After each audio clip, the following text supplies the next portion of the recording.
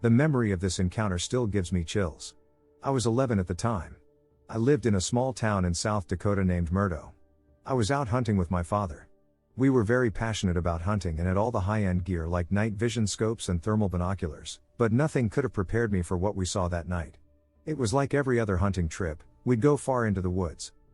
We set up a blind and sat there for hours in silence. We had a couple of bucks roll through, but none were worth shooting. We ended up sitting there until it reached around 9 p.m. when we decided to call it quits and pack up.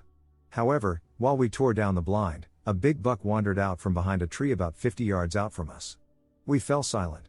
It was going to be a personal record if we dropped this buck, and as quietly as we could, we went into a prone position and aimed our rifles, but as soon as we zeroed in on it, it looked right at us, and we got a good look at it.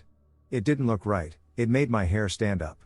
I looked over at my dad, and I could visibly see he was just as shaken as I was, and this is the man who came face to face with a cotton mouth and fought it with a stick.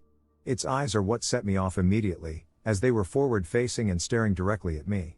It had impossibly long legs for a buck, and the joints. It was like someone drew the damn thing and brought it to life. It exuded an eerie aura.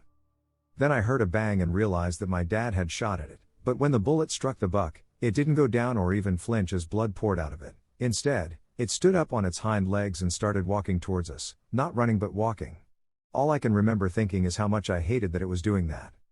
My dad yelled for us to go and get out of there. We must have run for what felt like an hour before we reached his truck, threw our rifles in the back, jumped in, and took off. The worst part was when I looked out the rear window. There it was, standing behind a tree, just staring at us driving off. I never told anyone this story, nor has my dad.